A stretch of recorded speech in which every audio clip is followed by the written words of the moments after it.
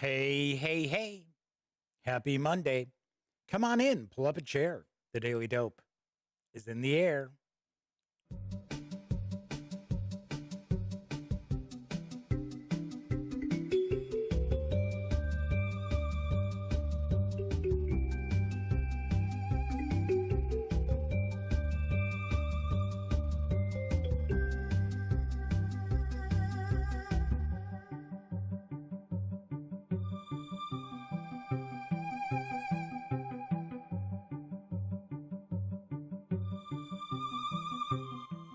Howdy, howdy, howdy, gang. Yes, I'm Jeff McAleer, back once again as your host here at The Daily Dope, presented by thegaminggang.com, which I happen to be the Grand Poobah.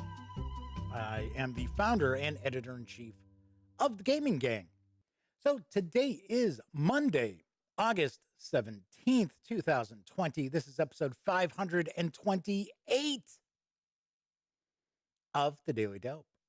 So if this is the first time you've decided to swing by and join me, let me point out this is very, very casual, just for the most part hanging out, talking about the latest tabletop gaming news. So I'll be talking about board games, card games, role-playing games, miniatures on occasion. Once in a while, we'll talk a little bit about PC games as well as pop culture. But for the most part, it's almost always tabletop gaming around here. And do want to mention, if you like this video, please give it a quick thumbs up.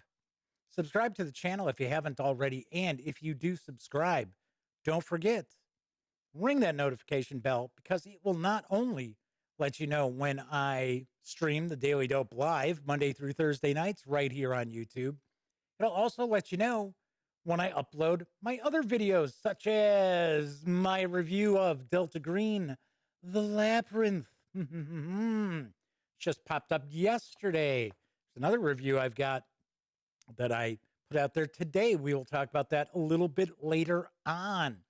But of course, do want to also mention, when you're not watching videos on the Gaming Gang channel, be sure to visit thegaminggang.com for all the latest in gaming news, reviews, and a whole lot more. Get your geek on at thegaminggang.com. So I am going to jump into the news in just a moment. Got to point out, wow, it is super humid in the Duct Tape Studios today. Man, we had some rain earlier. I seem to have possibly had a bit of a leak above some of the games behind me, because there was water on one of the boxes. I was like, what in the world is going on here? Don't know. I'm going to have to take a closer look. So it's Monday, and welcome aboard. Hopefully everybody had a great weekend. I know I did. Got to play some games. Got to play a new game that's coming out in a couple weeks. A little less than a couple weeks. We'll talk about that in a moment. But do want to mention that, strangely enough, I don't see anybody in chat yet. So allow me to double check, because usually there's somebody hanging out. Let me go double check real quick and see, because every once in a while I'll do a stream and there's no chat. No chat pops up and people are in chat. So I'm taking a look here. Yes, yes, yes. I hate how now it's got that I have to go to, because I like the classic streaming that YouTube has. I don't like the new streaming layout that they've got. It's just not very intuitive, at least when I play around with it. So, all right. Okay, so I do see that chat is up. Things are working. All right, cool. I was just kind of curious, because there have been times, I think there's been twice, that YouTube changed my stream key. And I didn't know about it. So I started doing the show and I'm like, what's going on? There's nobody in chat today? Wow, this is very bizarre. And sure enough, I go and check and it doesn't even show. I've got a stream going. So I do see Craig Martin's popped into chat. Good to see you, Craig. Welcome aboard. Looks like you're first up, hanging out in chat tonight. So, got a couple of things I'm going to get into, but we will wait till after the news because I've got a good mix of news tonight. So, first off, do want to talk about a Kickstarter that is funding for an expandable card game. And if you're a fan of games like, say, Battletech, you might want to take a peek at this. This is from Saving Throw Studios. I've got the dope on Redline. Build your army, deploy your forces to the battlefield, upgrade those forces, and command them in simultaneous combat. Redline Tactical Card Combat is an exciting, expandable card game that features simultaneous combat and mission-based objectives to secure and hold. Redline blends the tactical maneuvers of tabletop war games with a fast-paced gameplay of card games. Winning requires careful resource management and tactical cunning thanks to Redline's unique mission and combat system. Unlike many other card games, the battlefield exists in the form of mission cards that grant bonuses when captured. Players give mission orders using secret dials before combat that allows for the setting up of maneuvers such as flanks, feints, and ambushes, or create a gap in the front and rush your units through to attack your opponent's deck. In Redline, how you fight is totally up to you. Just remember, no plan survives first contact. Growing up, we spent many long nights dodging homework to design homebrew mechs, then blowing them up over the weekends with friends on hex-mapped battlefields. We did the same thing with Car Wars, building cars and trucks and motorcycles and everything else. Now, as adults, that creative gaming energy is mostly spent on building around flashy commanders while slinging spells at our buddies across the kitchen table. As such, we designed Redline Tactical Card Combat to blend the best parts of our favorite gaming experiences together in one awesome game. There is a short Kickstarter video. Let's take a peek, and I'll be right back.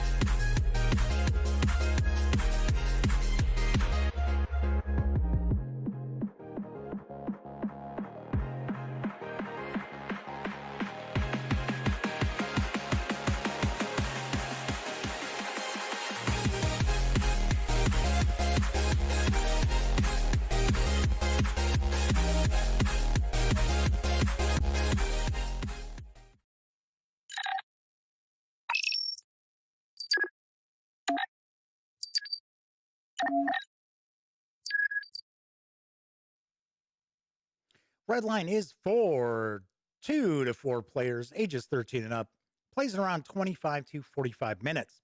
The Kickstarter project, last I looked, and I will be honest, I have not looked today because there's been things going on. We'll talk about it. Anyway, it was around 60% funded when I looked, and you can get a copy of the base game for a $35 pledge through September 4th. So this has quite a while still to go. Expected delivery is May of next year. So if you're a fan of mech games and card combat games, this could be something that's up your alley. So I see a Gray Day has popped into chat. Good to see you, Gray Day. Thanks for hanging out with us today. Pretty quiet Monday so far in chat. Kind of surprised. Well, maybe not. Maybe not. I know what's going on. Everybody's watching the Democratic convention. and I am a Democrat, I'm not watching it. It's like I got way better things to do than be sitting in front of the TV for that. All right, moving right along. Arriving next month is The Court of Miracles from Lucky Duck Games. I've got the dope. In the Court of Miracles, lead a guild of beggars, plot, use trickery and opportunism to build your renown and take over the old 16th century Paris. Doesn't sound right. That just didn't read right, did it? Your goal is to establish your renown in Paris, or to be the most influential when the penniless king would have reached the end of his path. At your turn, you may play a plot card. You have to place one of your 3 rogue tokens face down using a secret ability on any available spot in a neighborhood and benefit from the effect of your spot. You can receive coins, draw plot cards, or move the penniless king forward along his path. You may then perform the action of the neighborhood. When a neighborhood is fully occupied, settle a standoff revealing each player's rogue or rogues token to know which player takes control of the neighborhood. Controlling a neighborhood will reward you each time another player performs its action. I have to laugh. I understand Lucky Duck Games, they're not out of the US. So obviously, this press information has been translated, but I kid you not, this is how that sentence actually reads. It says, controlling a neighborhood will reward you each time another player perform its action. It's like, what? You'll be allowed to buy a 4th rogue, cards, or move the penniless king forward at the renown square. Unless the penniless king reaches the last space on his path before the first player to place their 6th renown token wins. Otherwise, the player with the most renown tokens placed on the board wins the game. The Court of Miracles is for 2 to 5 players, ages 10 and up, plays in around 40 minutes, and will carry an MSRP of $39.99 when it arrives in September. So what I have seen of the game, and I've seen a lot of images of the game, but they are from private gamers, so I can't share those. This does look pretty interesting, even though the press release information is just bizarrely put together. This does seem kind of like a cool game, because you're sort of controlling like the beggars in the streets, and you're kind of dirty dealing in that to be able to boost your influence in Paris. Could be cool. Could be pretty nice. All right. So I've got a second Kickstarter I'm talking about tonight, because currently up for crowdfunding is a handmade abstract strategy game from newcomers Allfield Games.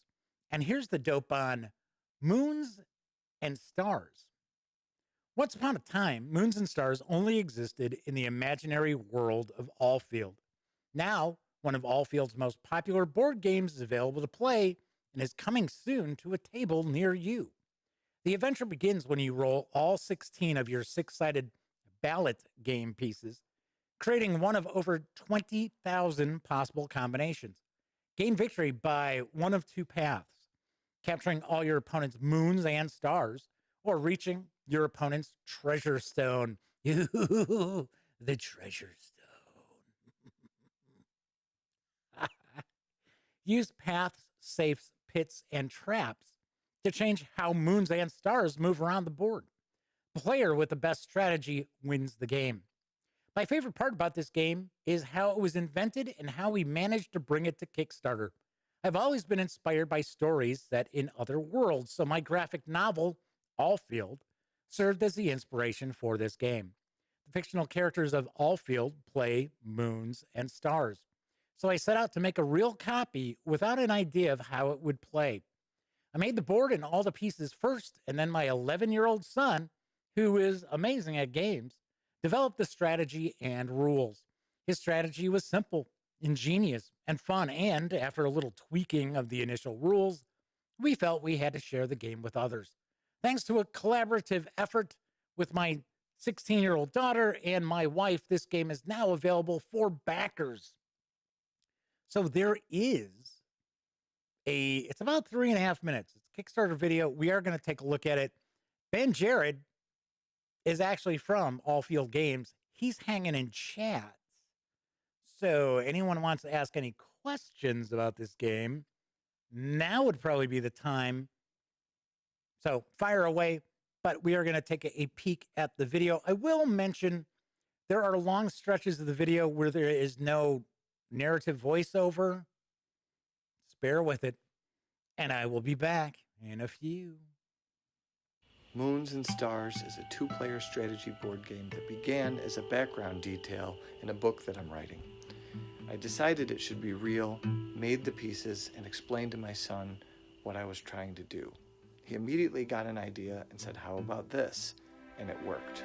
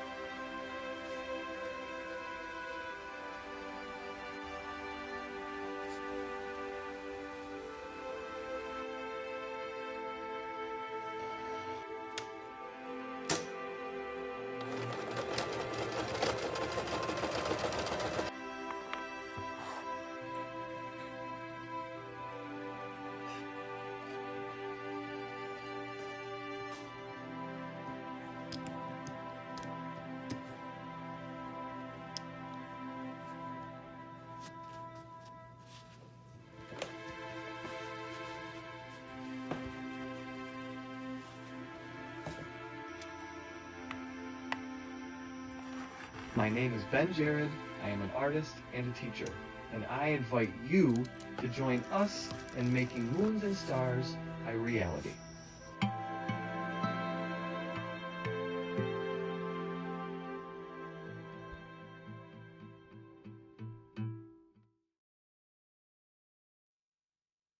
Moons and Stars is for 2 players, ages 8 and up. See, now, if this was being sold in stores because of those little pieces, this would be 14 and up. I'll tell you that right now. That's playing around 50 to 30 minutes. Last I looked, and once again, I have not checked out Kickstarters today. I had other things going on. And if you follow the show, you know what happened today. We'll talk about it in a little bit. But last I looked, it was past the 60% funding mark. And you can reserve a copy of Moons and Stars for a $35 pledge through September 13th. Expected delivery is this December. So, pointing that out for you as well. If you like abstract strategy games, this could be something you want to take a peek at. Plus, it's got that handmade element to it. I've got to be honest. I found the video of the actual production of the game to be kind of interesting. Although, two things, if I may toss this out, because I see Ben is hanging out in chat. If you have an opportunity, what I would maybe recommend is leveling your audio on that video because it kind of jumps all over the place. And then the other thing is you might want to do a little more voice narration to it. Long stretches of kind of silence or ambient noise in a Kickstarter is a little odd. So just letting you know. So Grade A says, hey, looks like a good camping game. So while that video was playing, there was also discussion of the heat and humidity. I'll tell you what, I lived in Arizona for around 10 years. And I swear, when I come back here to visit, and I'd say, oh my gosh, it's insanely hot. And they'd say, oh, but it's a dry heat. I'd be like, no, it's not a dry heat anymore.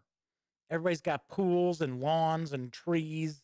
No, there is not a dry heat. When it's 118 degrees and the humidity is 35%. Taint dry heat dually. So, but yes, I had mentioned earlier in the show, it is super humid here in the Duct Tape Studios. Ay, ay, ay. All right, let's move on to some role-playing game news because Goodman Games has a pre-order available for the latest release in their Dungeons & Dragons original adventures reincarnated. Here's the dope on Castle Amber. It's time. We've opened the doors on Original Adventures Reincarnated 5 Castle Amber, and you are all invited inside. The 5th release in our Original Adventures Reincarnated line is now up and available for pre-order from our online store. It's your chance to get in line for the first wave of shipments of this great new release. They fled from the far-flung land of Evernoin, the Amber family, a bloodline of wizards and warriors persecuted for their dark sorcery and occult crimes. In their new world, they built a lavish manor for themselves, the fabulous Castle Amber. So is it a castle or is it a manor? Which is it? For a time, the Ambers flourished, their magical and military might having little equal. Then, however, jealousy and murder struck the heart of the family, and the curse of Stephen Amber descended upon the castle like a fell and heavy hand. Now the Ambers dwell beyond space and time, imprisoned with their monstrously transformed servants and suffering under the family's dead patriarch's death-sent doom. Ooh. It is into this mad manor that the party awakens, plucked from their homeworld and imprisoned in the heart of Castle Amber. To escape, the heroes must negotiate a path through the insane Amber family home, overcoming the clan's machinations, dangerous servants, cunning traps, and bizarre phenomena. Only by finding a way to break the curse of Stephen Amber will the party be able to return home. Failure means a lifetime of imprisonment in Castle Amber, a place where lifeless times can be short indeed. This adventure is an homage to the original module X2 Castle Amber, written by beloved game designer Tom Moldvay in 1981, and partially inspired by the writings of acclaimed weird fiction author Clark Ashton Smith. Herein, you will find high-quality scans of the original first edition adventure module, plus commentary by a renowned contemporary game, say game, Jeff. Ay, ay, ay. Plus commentary by renowned contemporary game designers and writers. A full 5th edition conversion of the original adventure is included, as well as brand new additional adventure encounters and an expanded Castle Amber. This is the perfect old school funhouse dungeon given new life for the 5th edition era. Won't you please come in? Original Adventures Reincarnated Volume 5 Castle Amber will arrive in October, And you can pre-order the hardcover for an MSRP of $49.99. Sweet. I wish I could get a chance to see some of these original adventures reincarnated. But I don't know. Goodman Games has never gotten on board with me. But I have to say, I like the fact that we get these classic AD&D adventures that are not only revamped for 5th edition with additional materials, the original adventure is included as well. So I think that's pretty cool because you get to see what it originally looked like.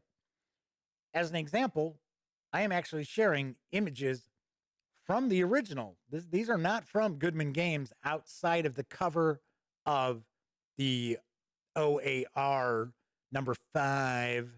All the rest, these are actually scans from the original adventure.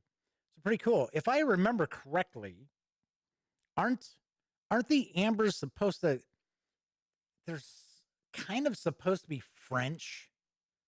It has been a super long time since I even peeked at anything outside of sharing some of this artwork here or some of the interior pages. But I could have swore, I think the ambers are supposed to be like French or the D&D equivalent of French, because it's supposed to be a different world than the player characters are used to. So it's not, well, back at that point in time, it would have been Greyhawk. So it's not Greyhawk. It's not located in Greyhawk. So anyway, KC Board Gamers is popped in. So KC Board Gamers says they came in on the Moon and Stars video and thought it was a commercial, and they kept waiting for the skip the ad. That's great. That is funny. You know, I gotta be honest. I don't have any idea if you come on board during the stream. Do you start off with a commercial? I have no idea. Which actually reminds me of something that I will mention once I'm finished with the news. I have one more news piece to share with you, because Modiphius Entertainment has released another Star Trek Adventures PDF. Here's the dope on iconic villains. This 15-page PDF contains non-player character statistics for 8 of the most iconic Star Trek villains the galaxy has ever seen. The original series Gorn Captain, that's a head scratcher. I'm not sure. I don't know. I don't know why they're Khan Noonien Singh, General Chang, Q, Locutus, I am Locutus of Bog, Lord Gold Ducat, and the Borg Queen. What? We don't get to sit there and be like, there are 4 lights. Guess not. Not with these NPCs. These characters require the Star Trek Adventures core rulebook to use in play. They perfectly align with the Star Trek Adventures iconic villains miniature set, which can be used to chart your laptop adventures. Tabletop, Jeff. I need a sip here. Crazy. I can't even read English today.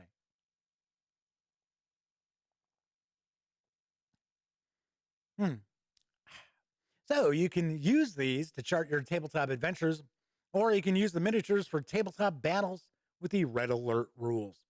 We hope you enjoy this latest crew pack release, which joins the original series, Next Generation, Voyager, Deep Space Nine, and Enterprise crew packs, bringing a wealth of heroes, villains, and iconic characters to the Star Trek Adventures RPG. This 15-page PDF is $4.99 over at Drive-Thru RPG. Let's be honest, that's a little pricey there. $5 for 15 pages? I don't know. Although I have to admit, if it was a really super cool 15-page adventure, $5 is probably a steal, right? But as I said before, I think the releases for Star Trek Adventures are a little pricier because Paramount has to get their piece of the nut, right? They got to get their nut. So anyway, as I always mention, whenever I talk about Drive-Thru RPG, of course, the Gaming Gang, and thus the Daily Dope are affiliated with the One Bookshelf sites. So if you are going to visit Drive Through RPG, please stop by thegaminggang.com first, click on one of our banner ads, and then that way, if you do happen to make a purchase, I get a little piece of that pie. Very little piece, but all those little pieces do add up and really, really do help keep the Gaming Gang around. Really, really appreciate it because there are a lot of people who do that each and every month, and it is certainly appreciated. So, a grade A says that the the land was the fictional counterpart of a historical province in France by Clark Ashton Smith. Aha. If I remember correctly, I have tried to see if there are audiobooks with Clark Ashton Smith's stories, and unfortunately, it does not look like there are. Because I go to bed listening to audiobooks. That's what I always do. I go to sleep at about 2 o'clock in the morning, and then I start an audiobook, and I'll have the sleep timer turn off in 2 hours. And sometimes I'm still listening to it when the audio shuts off. But I was really interested in checking out some of Clark Ashton Smith's stories, and I found it pretty interesting that Smith was friends with both Robert E. Howard and H.P. Lovecraft, and he was very upset about Howard's suicide. And then when Lovecraft died, that was the end of Clark Ashton Smith writing weird tales. Kind of interesting that that was it. Kind of strange. I think he still wrote poetry, but I'm 99.9% positive that was it. He was done with the weird tales. When Howard and Lovecraft were both gone, that was it. So, Casey Board Gamers says, sometimes you get a commercial, sometimes you don't when you join in. So, this time it did not hurt, was expecting to get one. So, here's something that I do want to point out. And that is, and I've mentioned this before, as far as when the stream ends, YouTube takes about 13 hours to allow me to do anything to the stream. So I can't put the end screen up, right? So when I'm like, oh, hey, check out our, if you like the Daily Dope, check out and I'm basically pointing to nothing because it won't let me put the end scene, call it an end screen on. So can't do that. The other thing I have no control over is where they throw the ads. So normally what I do is if a video is less than an hour, I have an ad to start. Now I have no control if they do 1 or 2 ads. I do an ad to start and then I have an ad at the end, and then I will space about 20 minutes or so. So every 20 minutes you'd get an ad is how I kind of try to do it. Now, if I get a video that's like 24 minutes long, you get one ad in the middle, and that's about it, right?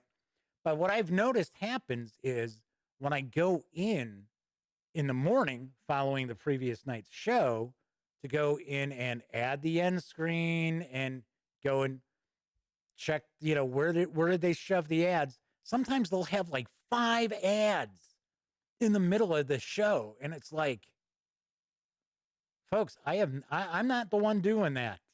Okay. Don't be sitting there like, oh, geez, what is Jeff like? What does he think? He's what culture here? And he's got to put an ad in every 3 minutes, which I think is ridiculous. But no, it is not me. I usually only will have an ad every 20 minutes, maybe. I don't do it all the time. So I did want to mention that because when the discussion of getting the ad to start off with, which was actually the Kickstarter video for Moon and Stars. Alrighty. So so Ben says that tonight they got an ad before the show started too. Yeah, I don't know. I had no idea. I honestly did not know. So I will tell you one thing, and it's one of the reasons why I don't stream on Twitch. Because if I wanted to, I could stream on YouTube and Twitch at the same time.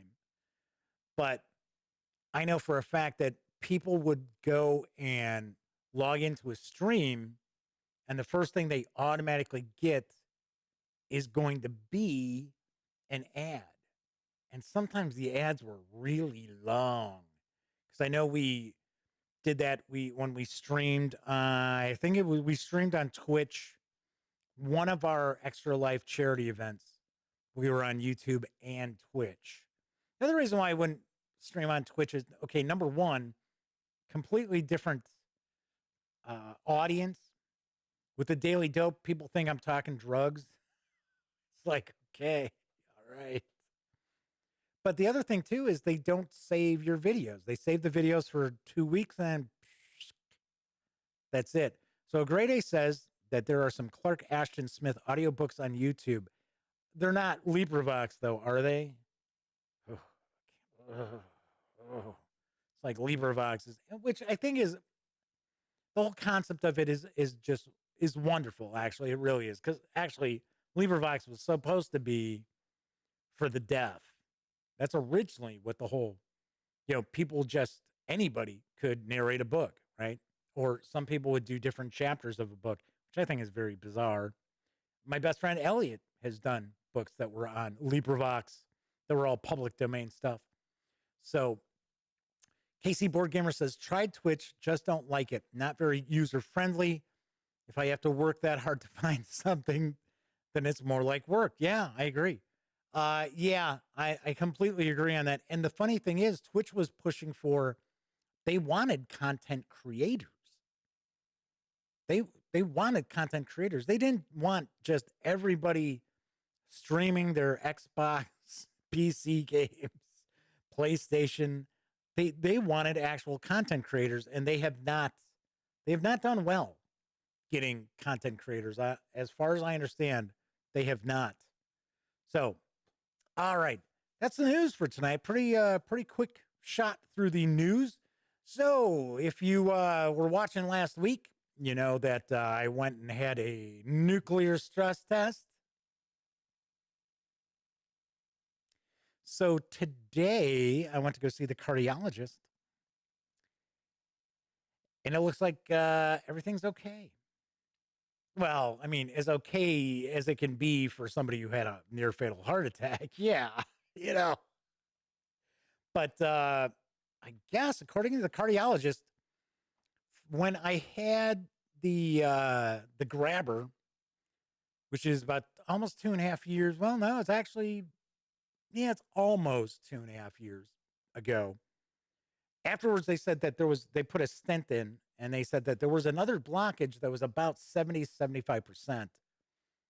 And the cardiologist was hemming and hawing about putting a stent in. And I guess they're saying that they didn't see that blockage anymore. Not to say it's not there, just that it did show up in the scan after the stress test. So I don't know. I don't know. I have no idea. So, but I feel okay. Things are good. All right. Things are doing okay so far. So, did mention that I have the review of Delta Green, The Labyrinth, that went up yesterday. So that review is available. And then today, I posted my review of Mariposas from AEG. This is the latest Elizabeth Hargrave design. And give you a hint, we really liked it. Really liked it. So check that out as well.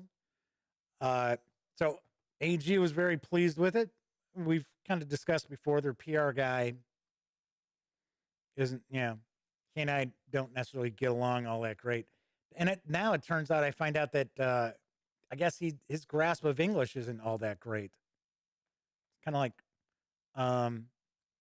I mean, that's fine, but AEG is an American company. sort of like, okay, they must be doing it to save money. All right. Let's see. So a Grade A says Open Culture has the original radio play NPR drama of Star Wars posted. I'm kind of surprised. I remember listening to that on uh, our uh, our local PBS radio, or I should, yeah, that's right. It was NPR, not PBS. Our local NPR back in the day with Perry King as Han Solo. They had Anthony Daniels, and they also had Mark Hamill, and everybody else was different. That was actually really good. That was pretty good. I never owned it, but I had recorded it on cassettes. But I knew some people who also owned it on cassette as well. Grade A says 14 hours is the length of the original radio play.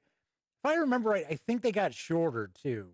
I think Empire Strikes Back was shorter than that, and then Return of the Jedi, because they did all three, was even shorter than that, which was kind of surprising. But anyway, so those are the reviews that are just popped up. Tomorrow, I was thinking of posting this tonight, but I find that I get better views when I post stuff in the morning. I will have my review of Tiny Epic Mechs, which I know has been out for a while, but by all means, check it out. Personally, I don't think the game is as bad as some folks have made it out to be, because some people have said this is like the game is broken, and it's not. Yeah, the combat's a little anticlimactic. I completely agree. But it is it's a supposed to be a Euro style game, so but yeah, we've had fun with it, so I don't know. And yes, Ben Jared, thank you very much for the great news as far as the um, cardiologist. Okay, so I had to laugh. So if you follow the show, you know I'm pretty transparent about stuff. I tell you what's going on. I joked last week a couple of times, a couple of shows, that I was told when I went to go have my stress test, not to be surprised when my cardiologist came in during my appointment today, that don't be surprised if she came walking in a hazmat suit. Well, I'll tell you, she came strolling in like one step below a hazmat suit. And normally when I see her, she's just, yeah, she's got her like doctor's coat on and, like shirt and stuff like that, just regular dressed like a business. Well, like a woman who'd work in an office with a doctor's coat thrown over. Well, she comes in, she's got the mask on, she's got the plastic shield, she's wearing scrubs, she's got rubber gloves on, she's got the little booties on her feet. I was like, what are you coming from are you coming from surgery or something?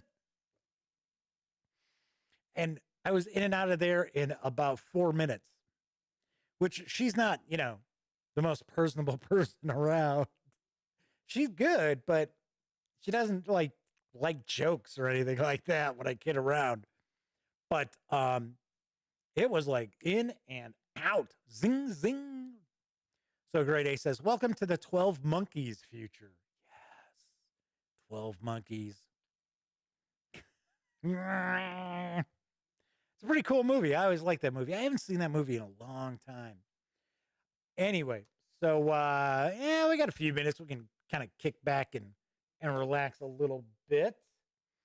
Should let you know that now Mariposas just showed up. I think it was Thursday. Yeah, it was Thursday it showed up because I remember showing it off on the show and saying, hey, we might get a chance to play this weekend. AG also sent, this arrived today, Truffle Shuffle. I'm kind of surprised when they send games like this to me because these really aren't my forte. So I don't know. I mean, I'll check it out. I'll do a review. Who knows? It might be good. I don't know. Don't know. Also, upcoming review for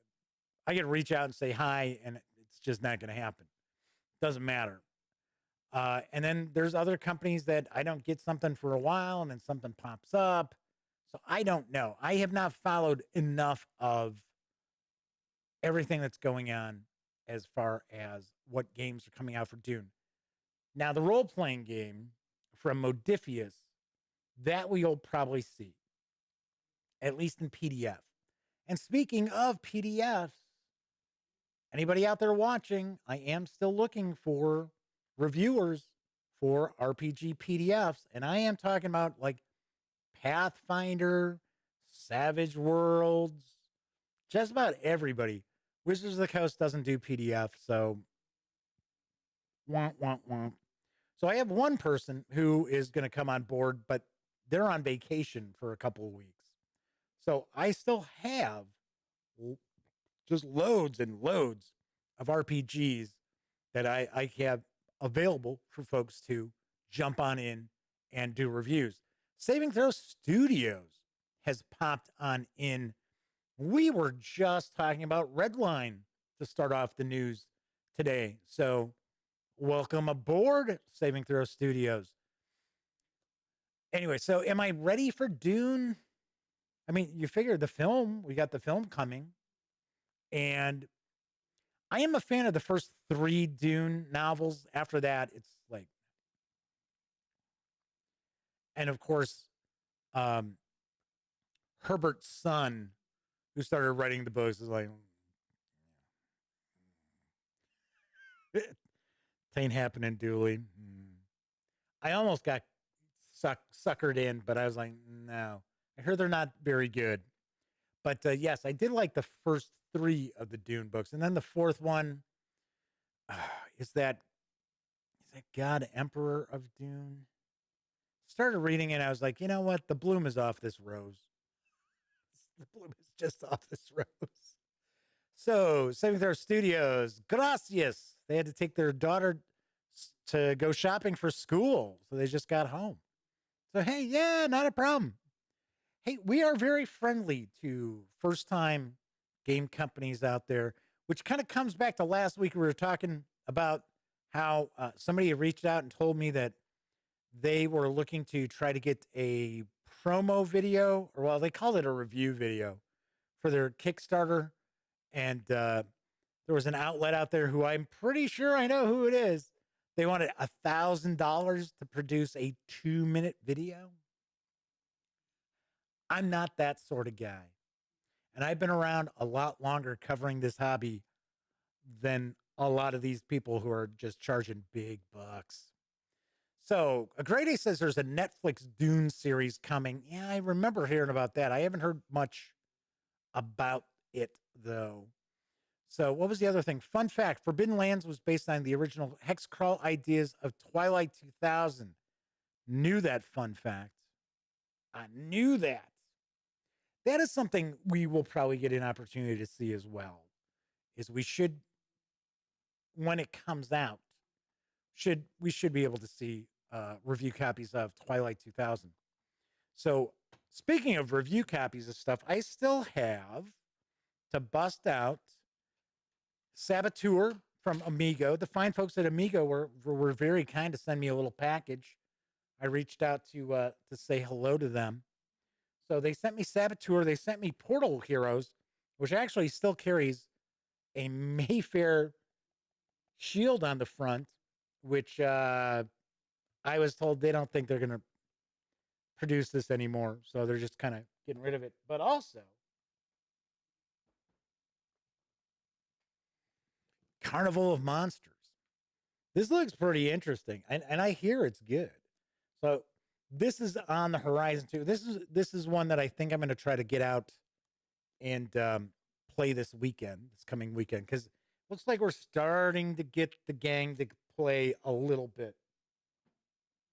And then, of course, one of these days, we're going to take a look at Defenders of the Last Stand. So, all right. Anyway, there was one last thing I was going to mention. I'm trying to remember. Oh, I know what it was. So this weekend marks Extra Life, the Extra Life charities. I'm trying to remember what they call the charity event, the day. I think it's just Extra Life for Kids, if I remember right. So trying to figure out, because we last 2 years we've done a 12-hour marathon of gaming, and we've raised a few $100. I mean, we haven't done crazy, numbers or anything like that, but I mean, gotta be honest, kind of surprised that we brought in anything, right? But I was trying to figure out what can we do, because normally we get together, I stream it, and that's just not going to happen this year. So I had talked to Elliot Miller, my best friend, who used to be part of the gaming gang, still is a gamer, and we're trying to figure out what to do. And he said, well, he has Board Game Arena, and he said he and his kids and his daughter's boyfriend, there were like 6 of them, they were all playing Carcassonne on it. I said, you should check it out. So I took a peek, and there's not a lot on it.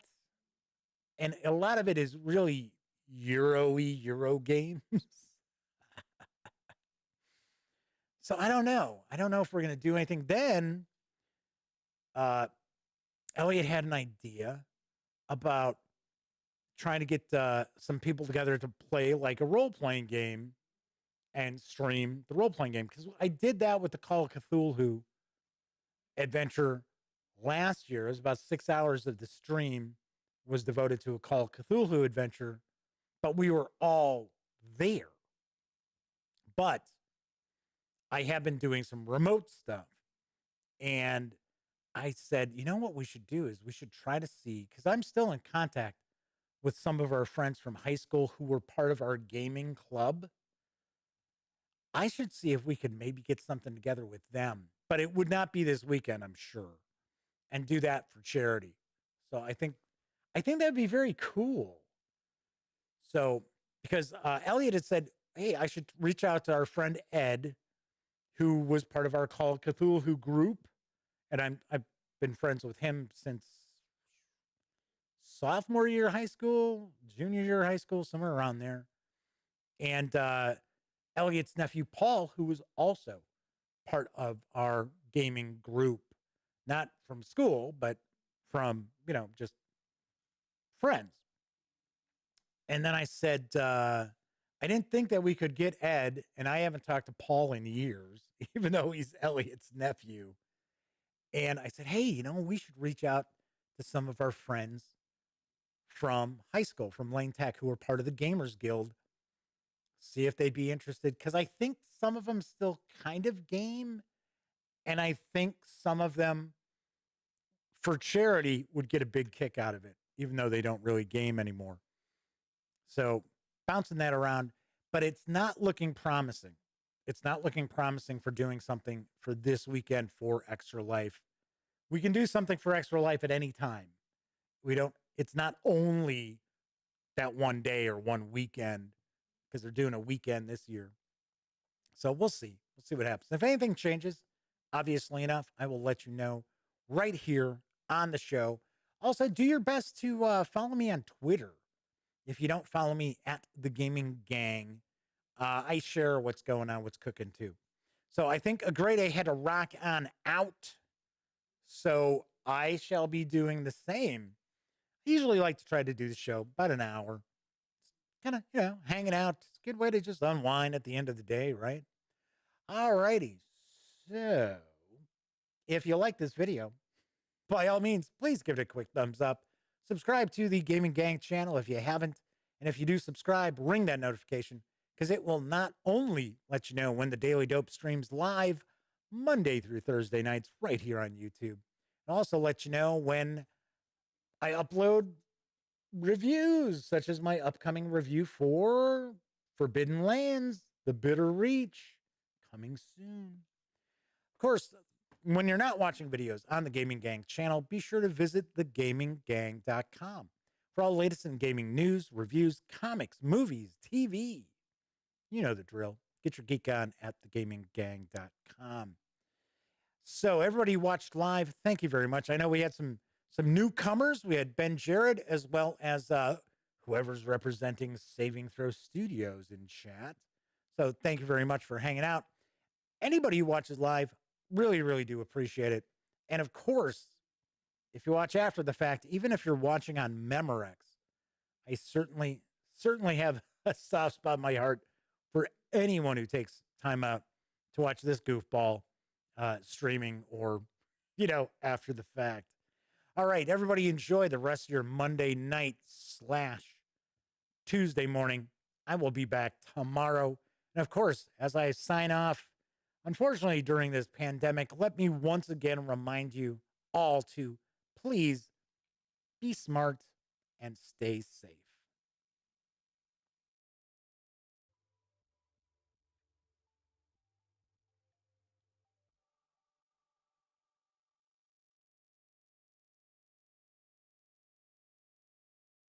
Oh, you're still here. Well, if that's the case, by all means, subscribe to the Gaming Gang channel by clicking right here. And of course, if you want to catch up on past episodes of The Daily Dope, check out this playlist. And if you'd like to see what YouTube's recommending you take a peek at from the channel, just give a click right over here. Of course, I'm Jeff McAleer, and once again, thank you very much for watching.